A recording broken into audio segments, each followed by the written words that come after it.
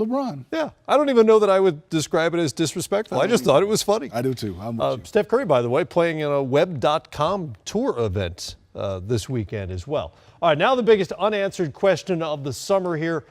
What will the three-time defending Eastern Conference champs look like next season? And if you're LeBron James in particular, what's going through your mind as you hear about this trade request, and now this wedding video silliness on top of all that? You know, I think, Matt, when we watched the finals, well, for me, my opinion is, I said, you know, the way they're handcuffed financially, and they lost to the Golden State Warriors. Once you lose to a team, you know, that is talented as the Golden State Warriors, it usually take a year. You thought, well, if the Golden State Warriors don't get it right this year, they will definitely get it right next year. They came together and got it right this year. And if you look at the Cleveland Cavaliers, for me, it's like, what can they add to match that? Right. And I really couldn't figure out anything other than maybe, say, a DeMarcus Cousins that would give them the decisive advantage in the low post. But what other player that you could add without taking away from that team to have them beat the Golden State Warriors? And I thought that was really a slim chance. So I look at it right now as it's just time for Cleveland. They've had a fantastic run. I think they still can get to the championship, right, but I don't know if I have confidence in them, obviously, of just saying they'll be my favorite starting the season. And that's trade or no trade, right, because you can add another player, but at what expense? You're going to have to give somebody up. You can't just sign a Kevin Durant without losing anything the way Warriors did last season. All right, let's say Kyrie Irving winds up in training camp, as Dan Gilbert suggests he will be, and is on that roster.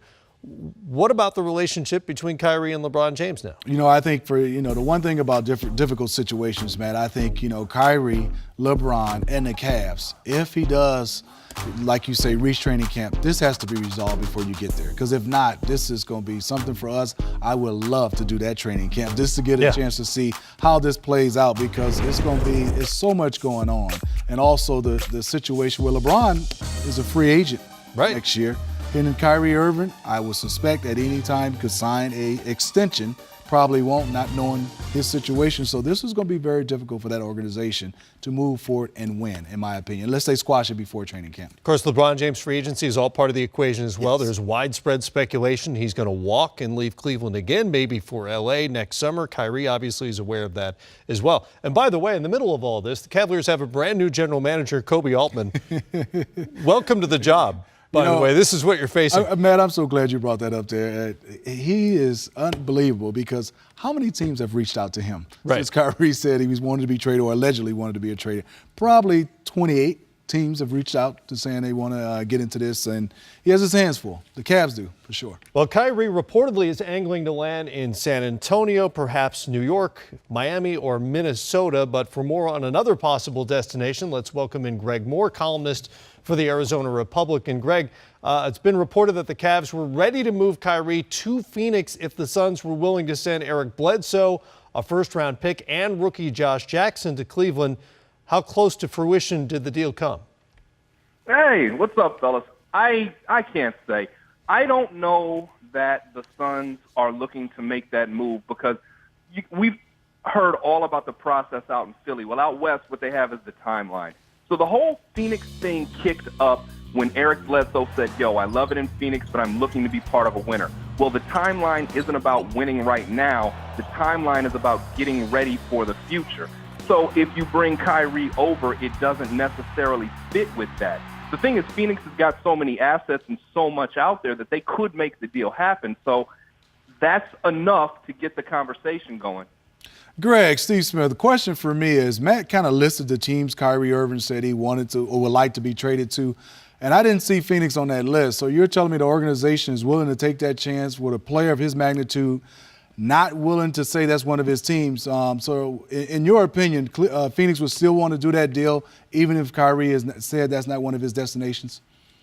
I don't know that they would, right? I don't know that they would want to do that deal, because I don't see how it fits in with what owner Robert Sarver and general manager Ryan McDonough have laid out as the plan, which is to build through the draft. What they say is that the collective bargaining agreement is such right now that building through free agency is less likely to be effective over the long term than building through the draft. And so if you look at what they've put together, Devin Booker, Josh Jackson, a lot of young talent, Marquise Chris, and players, they're just looking to be young, develop together, and then be ready to win soon, not right now. At least that's the plan that was announced. And so, again, I don't know that Kyrie necessarily fits.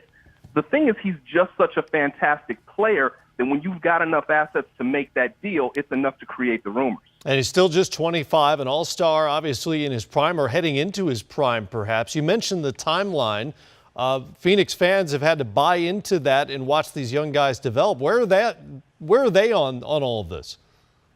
Two camps. One camp says, yo, we haven't been to the playoffs in 7 years. Go get us a stud. Let's see some winning basketball.